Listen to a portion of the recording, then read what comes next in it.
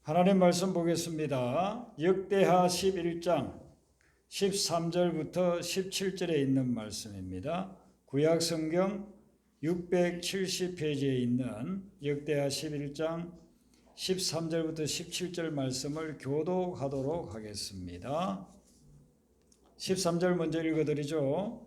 온 이스라엘의 제사장들과 레위 사람들이 그들의 모든 지방에서부터 로보암에게 돌아오되 네 사람들이 자기들의 말을 들어 모압을 떠나 유다와 예루살렘에 이르렀으니 이는 여로보암과 그의 아들들이 그들을 해임하여 여호와께 제사장의 직분을 행하지 못하게 하고 여로보암이 여러 산당과 수염소 우상과 자기가 만든 송아지 우상을 위하여 친히 제사장들을 세움이라. 이스라엘 모든 지파 중에 마음을 굳게 하여 이스라엘의 하나님 여호와를 찾는 자들이 레위 사람들을 따라 예루살렘에 이르러 그들의 조상들의 하나님 여호와께 제사하고자 하니라. 같이 읽습니다. 그러므로 3년 동안 유다 나라를 도와 솔로몬의 아들 르호보암을 강성하게 하였으니 이는 무리가 3년 동안을 다윗과 솔로몬의 길로 행하였음이더라. 아멘. 솔로몬 왕이 죽고 난 후에 이스라엘이 남북으로 양분되어졌습니다. 그래서 북쪽은 이스라엘이라는 국호를 가지고 남쪽은 유다라는 국호를 가졌습니다. 근데 남왕국 유다는 분열되고 난 후에도 하나님을 믿는 신앙을 잘 개성을 했습니다. 모세가 전해준 율법을 지키고 성전 중심으로 성전에 모여서 제사 드리고 그리고 제사장들은 백성들을 말씀으로 양육했습니다. 그런데 북왕국 이스라엘은 하나님을 믿는 신앙을 다 버렸습니다. 율법을 지키지 않고 성전에 와서 제사 드리지도 않고 제사장들도 사역을 제대로 할 수 없는 그런 환경이 되어졌습니다. 이 북왕국 이스라엘 백성들이 왜 이 하나님을 믿는 믿음을 버리게 됐는가? 그것은 여로보암 왕이 아주 잘못된 정책을 폈기 때문입니다. 나라가 양쪽으로 나눠지고 나니까 성전은 어디에 있느냐 하면은 남유다의 예루살렘에 있어요. 근데 북쪽에 있는 10개 지파들은 성전에 와서 제사를 드려야 되는데 그런데 성전에 가려면 남쪽으로 가야 되잖아요. 이 여로보암이 가만히 보니까 자기 백성들이 남쪽에 가서 성전에서 제사 드리고 오면 자꾸 마음이 남쪽으로 향해. 그래서 결정적인 순간에는 남유다 쪽으로 가버릴 수 있는 거예요.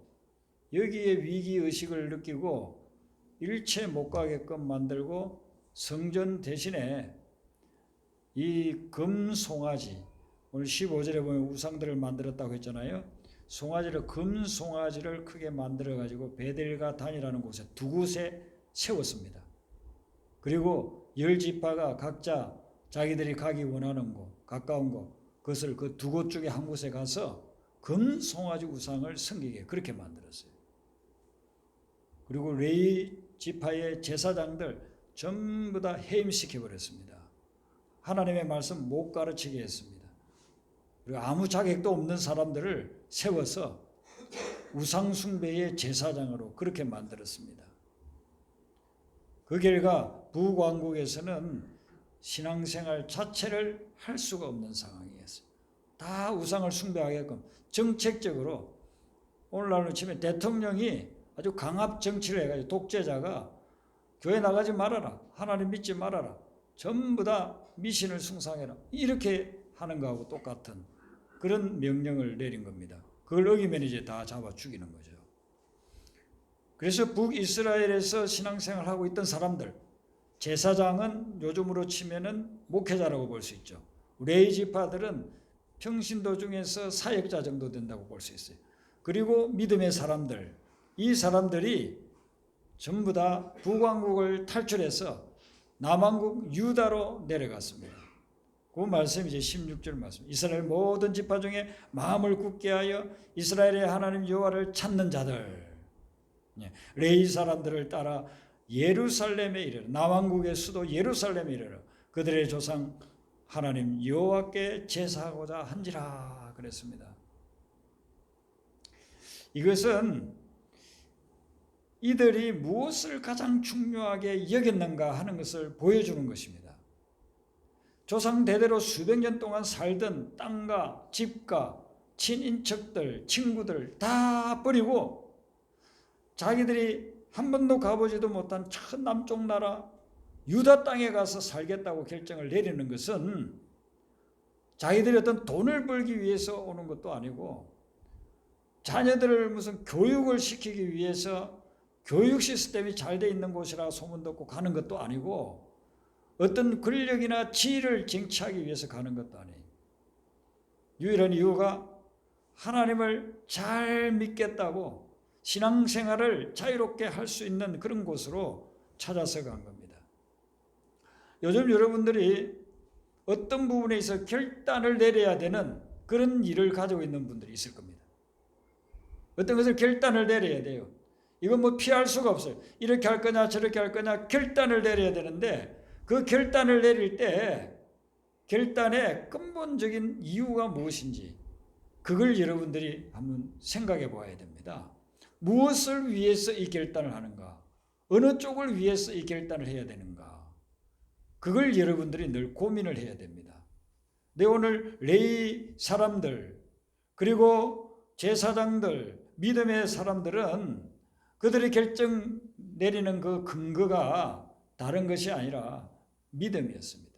신앙생활을 하는 것, 이 믿음의 성장을 가져올 수 있는 것, 이걸 두고서 결단을 내렸다는 것입니다. 우리나라에서 외국으로 이민들을 많이 갔죠. 요즘도 많이 가고 있습니다만은 70년대에는 외국으로 이민 간 분들이 너무 우리나라가 못 사니까 돈 벌기 위해서 많이들 갔습니다. 그래서 독일에 광부로 가신 분들도 뭐 간호사로 가신 분들 그런 분들이 있어요. 그곳에서 지내다가 3, 40년 만에 한국에 오신 분들 제가 만나본 적이 있거든요. 또 그곳에 살다가 이렇게 오신 분들도 제가 그전 다른 교회 목회할 때 그런 분들도 있고 했습니다. 그 이야기를 들어보면 그때는 너무너무 못 살 때였어요. 그런데 광부로 여기서는 대학을 나오고 했는데도 광부로 가는 거예요. 광부는 그 나라에서는요 진짜 못 배운 사람들만 가는 그런 직업 아닙니까? 그런데 우리나라에서는 대학을 나와도 돈벌이가 안 되니까 그때 광부로 가고 간호사들 가고 가서 거기서 참 눈물을 흘리면서 그곳 생활을 하면서 돈을 벌어가지고 외화를 벌어서 우리나라에 보내고 그래서 우리나라가 이렇게 경제 부흥을 할 수 있는 밑거름이 된 참 귀한 일들을 하신 분들이죠. 그리고 또 70년대 80년대 지나면서는 또 자녀들 뭐 교육 요즘은 보면은 자녀 교육을 위해서 외국에 이민하는 그런 경우들이 있잖아요. 교육 시스템이 우리 한국에도 뭐 여러 가지 좋은 것들도 많이 있지만 너무 경쟁적이고 그러니까 좀 다른 분위기 속에서 아이들을 교육을 잘 시켜보자 해가지고 교육 때문에 이민을 가는 그런 사람들도 있습니다. 제가 미국에 한 11년 동안 생활해 보니까 그 자녀 교육 때문에 오는 분들이 많이 있더라고요. 많이 그렇게 교육을 위해서 이렇게 오는 분들이 있습니다. 또 어떤 사람들은요, 자기가 태어나서 자란 나라를 떠나는데 그 나라가 너무 자유가 없어요. 자유가 없기 때문에 자유를 찾았어. 그래서 지금 난민이 된 사람들은 대부분이 자유를 찾아서 난민이 되었어요. 그런데 가려고 하는데 받아주는 나라가 없으니까 난민이 되어 있는 겁니다. 제가 미국에서 공부할 때에 베트남 난민이었던 목사님을 만난 적이 있습니다. 베트남은 20여 년 동안 전쟁이 있었습니다. 그리고 1975년에 자유진영이 졌죠. 그리고 공산화가 되었습니다. 공산화가 되면서 공산주의에 좀 반대했던 그런 사람들을 전부 다 숙청을 했습니다. 감옥에 집어넣기도 하고 죽이기도 하고 그러니까 살 수가 없어요. 그래서 많은 사람들이 보트 타고서 탈출을 한 겁니다.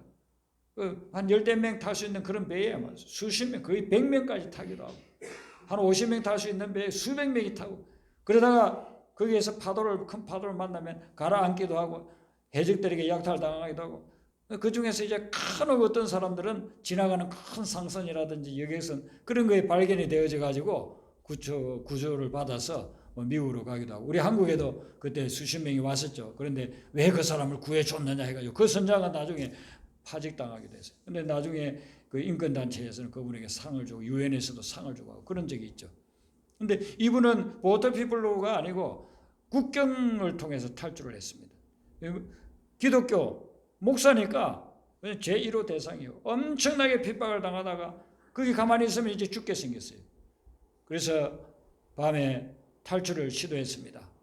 탈출하는 날 어머니가 그분에게 금반지를 주더라는 겁니다. 근데 국경을 넘으면서 죽을 고비를 수도 없이 넘기면서 그 금반지를 자기가 입으로 삼켰다고 그래요. 삼키고서는 나중에 며칠 뒤에 이제 벤을 누고 거기서 다시 씻어가지고 그걸 가지고서 나중에 어려울 때 팔아서 썼다고 그러더라고요. 그렇게 해서 태국으로 갔는데 태국의 난민 캠프촌에 있었습니다. 근데 미국의 지도자들이 베트남에서 목회로서 영적인 그런 영향을 끼치던 목사님이 지금 난민촌에 있다는 그 소문을 들었어요.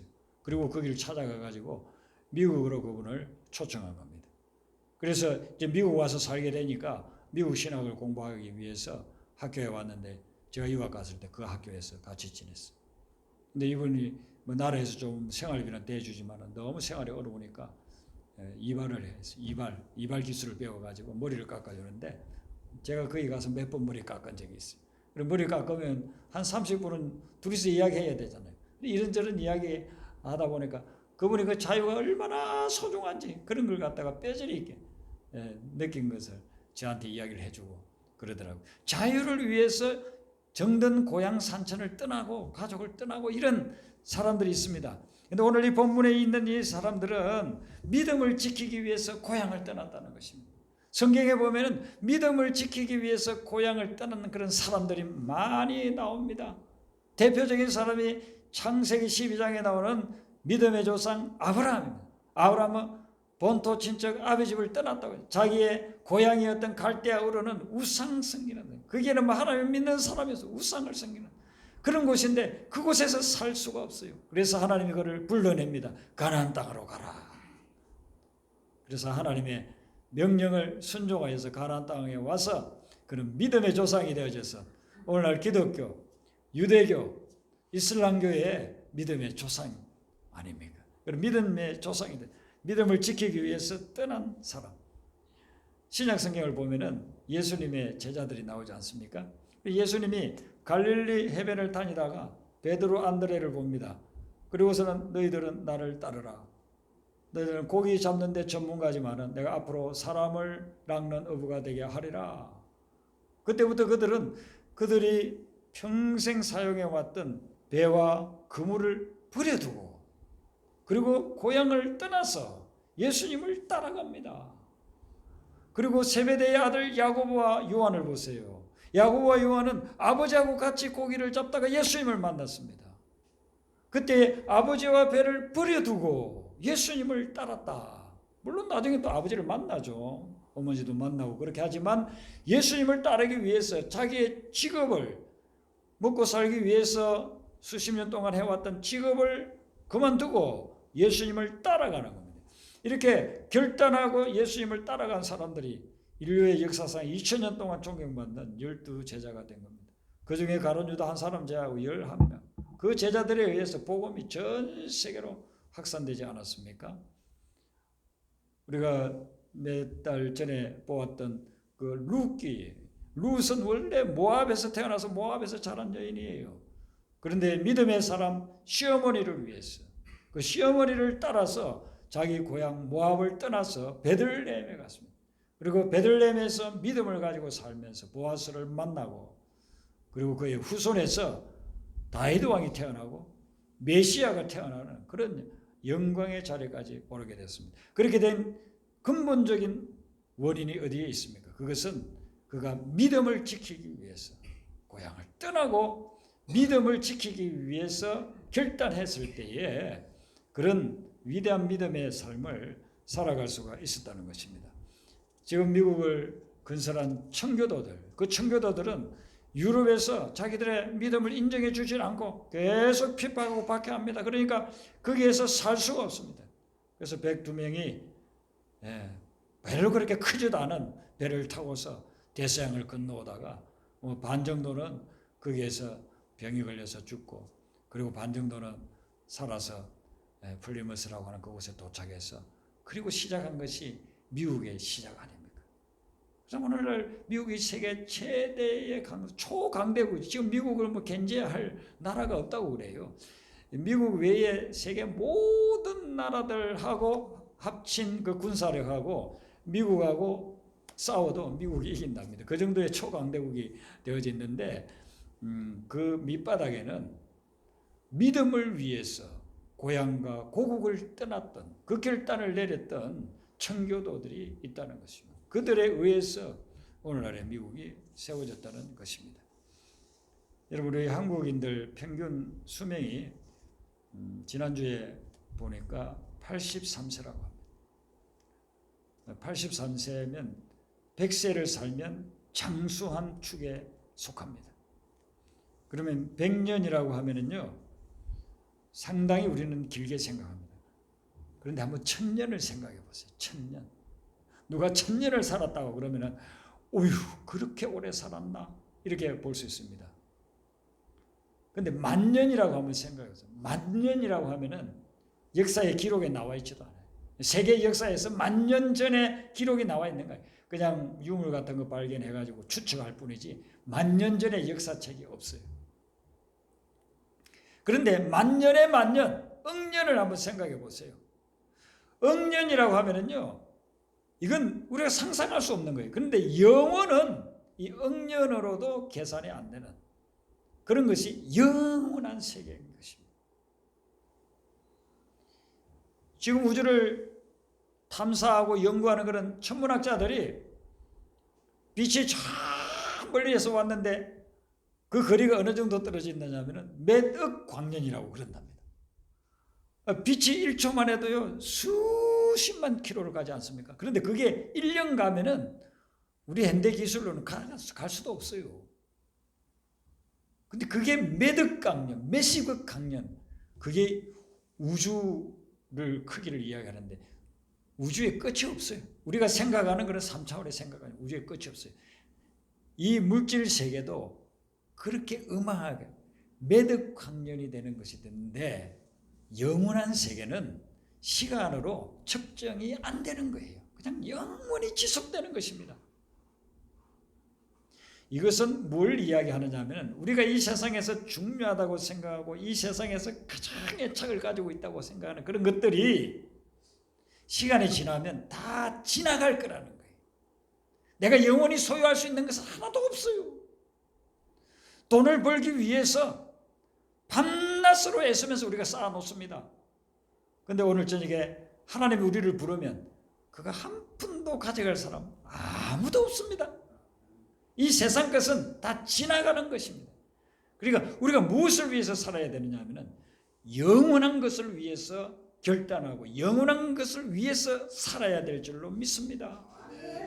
잠깐 있다가 없어질 사라질 것, 그것 때문에 그것에 목매이면은 나중에 후회 막심하다는 것입니다. 제가 전도사 시절에 초등부를 인도를 했습니다. 아이들 한 7, 80명 모이고 교사들이 한 10명 되는 참 분위기 좋은 그런 초등부였습니다. 근데 그 초등부에 교사를 하는 그때 40대 여집사님이 있었어요. 근데 그분이 저를 보면은 자꾸 후회하는 말을 하는 거예요.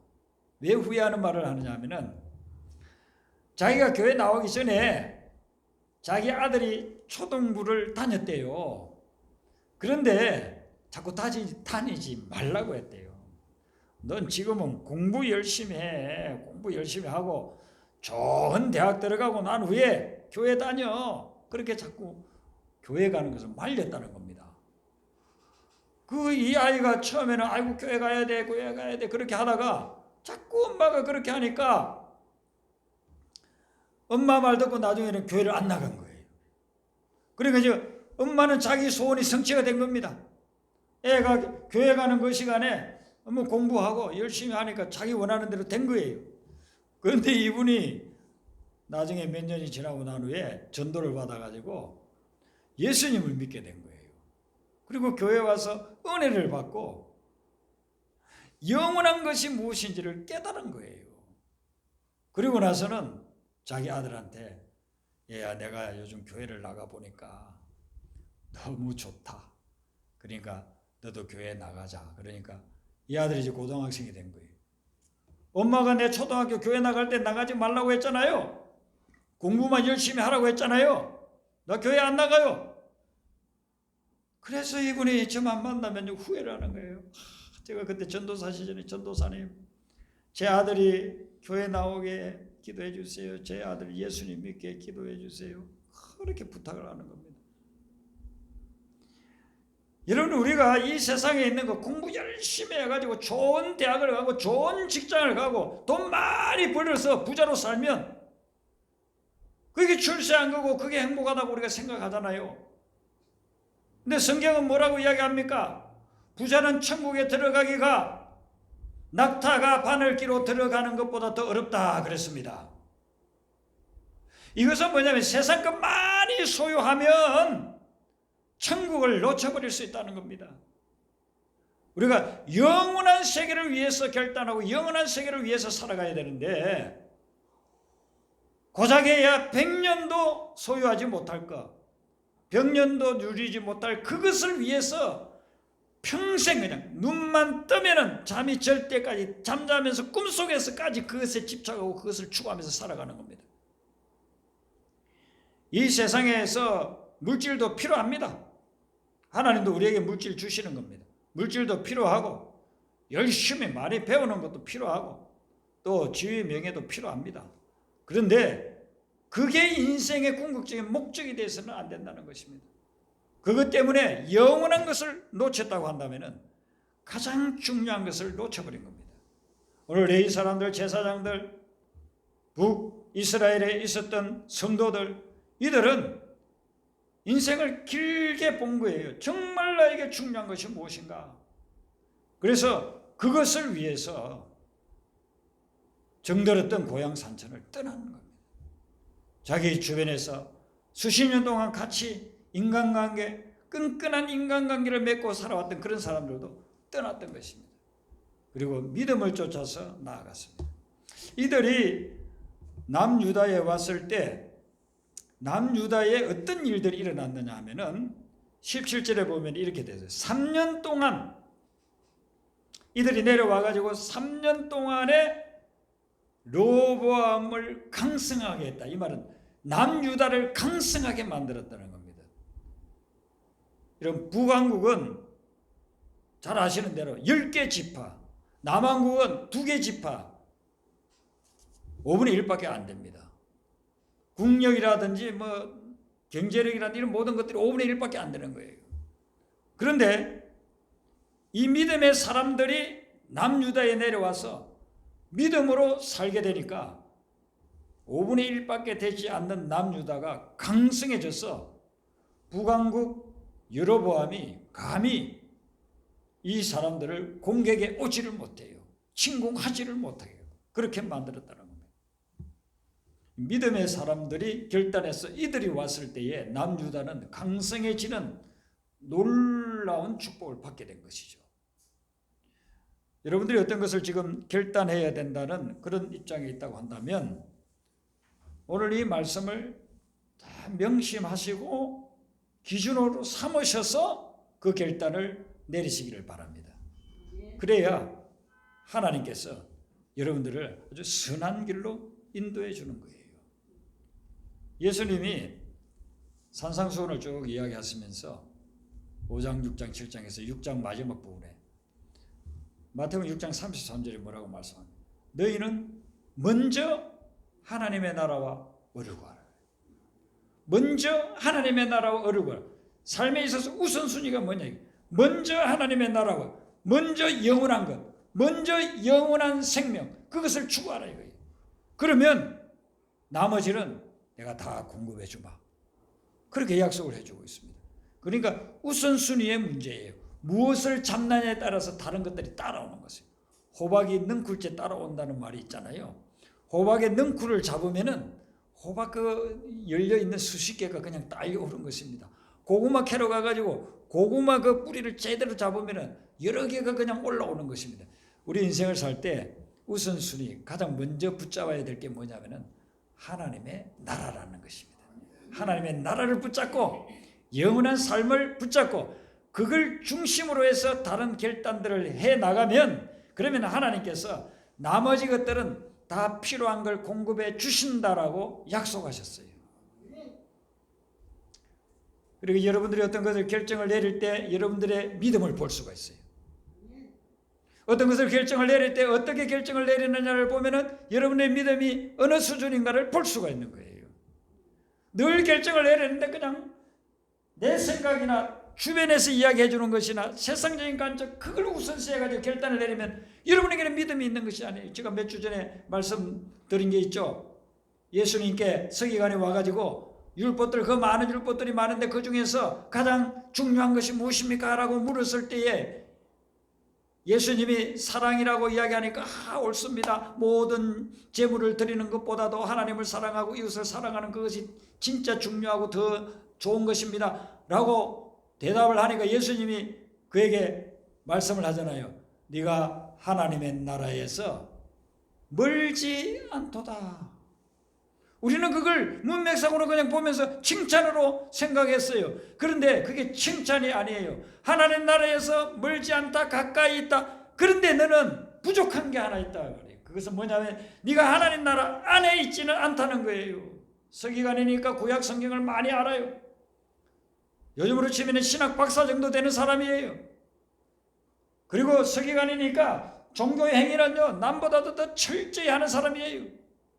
요즘 우리로 치면 주일 성수하고 새벽마다 기도하고 금식도 종종 하고 하나님 말씀 딸딸딸 외우고 그런 신앙생활 옆에서 보면 누가 봐도 야, 이 사람 신앙생활 신실하게 열심히 하는 사람이네 이렇게 인정해 줄 수 있는 사람이 서기관이에요. 그런데 그런 서기관을 향해서 예수님이 뭐라고 이야기하느냐 하면은 너는 하나님 나라에서 가까이는 있어 멀지는 않아. 그러나 하나님 나라 안에 들어와 있지 않다라고 이야기하는 거예요. 부족한 게 있다는 겁니다. 하나님 나라 안에 들어와 있지 않다는 거예요. 우리가 삶에 있어서 어떤 결정해야 될 부분에서 아직도 세상적인 관점이나 내가 원하는 욕구나 사람들의 어떤 조언이나 거기에 중점을 두고서 결정을 내린다고 한다면은 우리 믿는 사람들이 하나님 나라 가까이는 있을지 모르지만 안에 들어온 것은 아니라고. 하나님 나라 안에 있는 사람은 가장 중요한 그 기준이 바로 믿음으로 사는 삶. 영원한 삶의 그 기준을 두고서 결정을 내리는 거라. 그럴 때 우리의 삶에 다른 부분들도 풀리게 되고 내가 원하는 대로 풀어지지 않는다 할지라도 그것 때문에 스트레스 받고 걱정, 근심, 염려에 빠지지를 않는다는 것입니다. 그래서 여러분들이 오늘 이 말씀 속에서 레위 사람들이 했던 것을 우리가 본받아야 됩니다.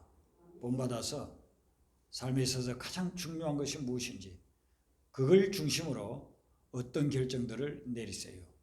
그럴 때 하나님께서 영혼이 잘된 같이 범사가 잘되고 강건해지는 축복을 여러분들에게 주실 줄로 믿습니다.